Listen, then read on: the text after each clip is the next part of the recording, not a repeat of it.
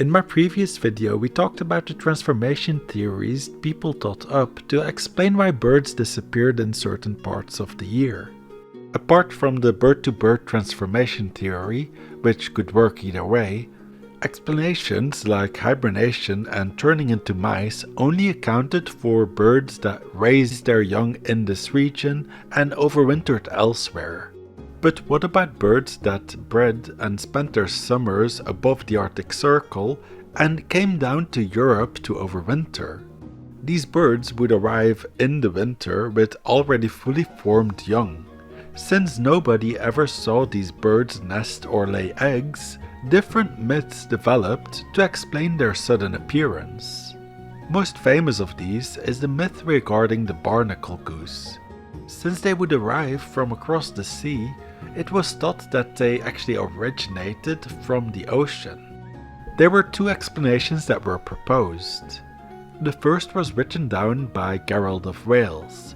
In his book Topographia Hibernica, or the Topography of Ireland, published around 1188, he describes the view of how the Irish explain this phenomenon. There are likewise here many birds called barnacles, which nature produces in a wonderful manner out of our ordinary course. They resemble the marsh geese, but are smaller, being at first gummy esculences from pine beams floating on the waters, and then enclosed in shells to secure their free growth. They hang by their beaks, like seaweeds attached to the timber. Being in process of time while covered with feathers, they either fall into the water or take their flight in the free air, the nourishment and growth being supplied while they are bred in this very unaccountable and curious manner from the juices of the wood and seawater. I have often seen with my own eyes more than 1,000 minute embryos of birds of this species on the seashore, hanging from one piece of timber covered with shells and already formed. No eggs are laid by these birds after copulation, as is the case with birds in general. The hen never sits on eggs in order to hatch them. In no corner of the world are they seen either to pair or build nests. Hence, in some parts of Ireland, bishops and men of religion make no scruple of eating these birds on fasting days, as not being flesh, because they are not born of flesh. This was a common tale told in medieval bestiaries, and widely believed by the common folk. People even went as far as considering this bird a fish, to essentially, whether it was deliberate or not, cheat on fasting days, when according to the church you are not meant to eat meat, but fish is allowed.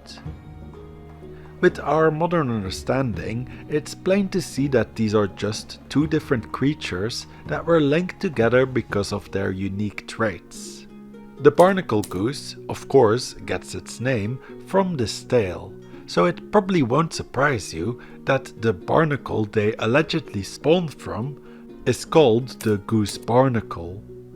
When we compare pictures, I can kinda see the reasoning behind the link.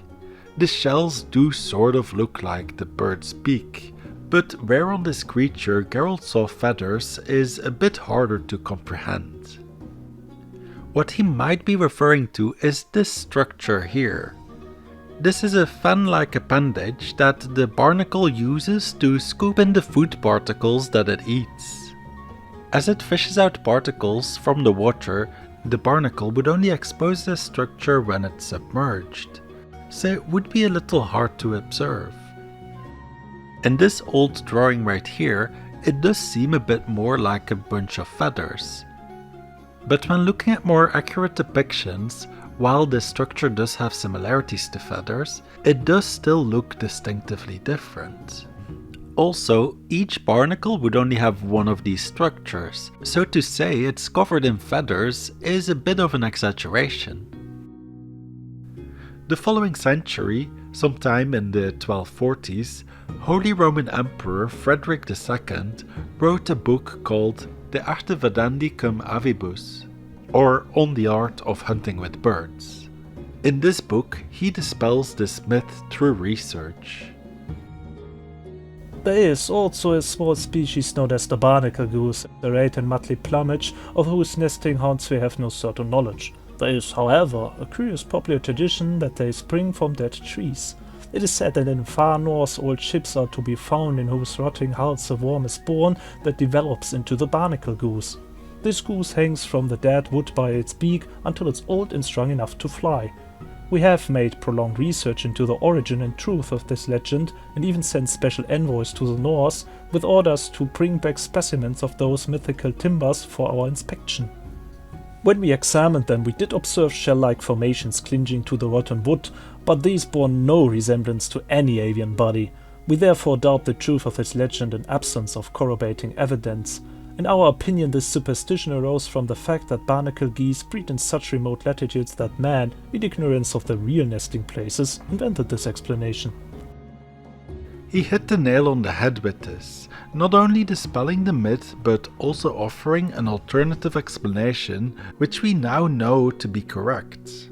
But in spite of this, the general population did not accept Frederick's views, and the story of the Barnacle Goose continued to be perpetuated long after.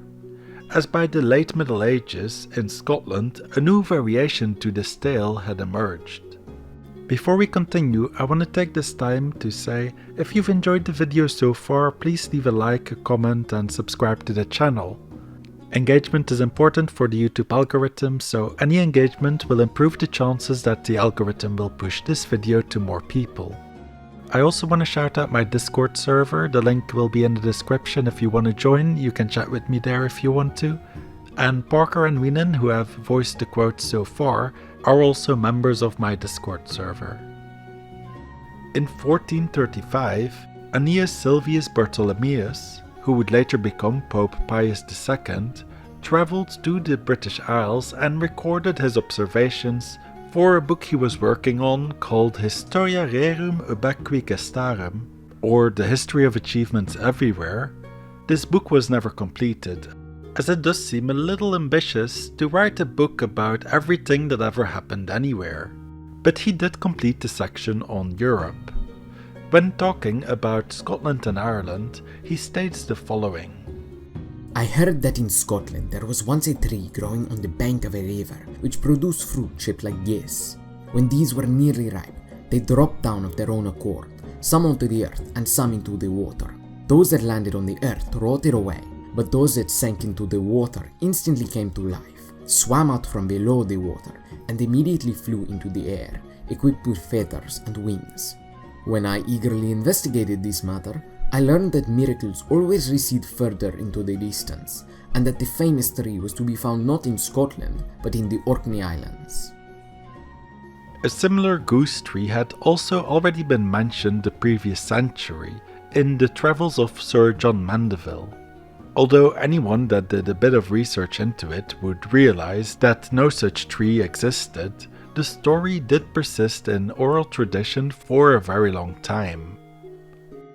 Thanks for watching, subscribe to my channel and you can find more videos of mine on screen right now. I'd like to thank my patrons for their support, especially my $25 patron G. David.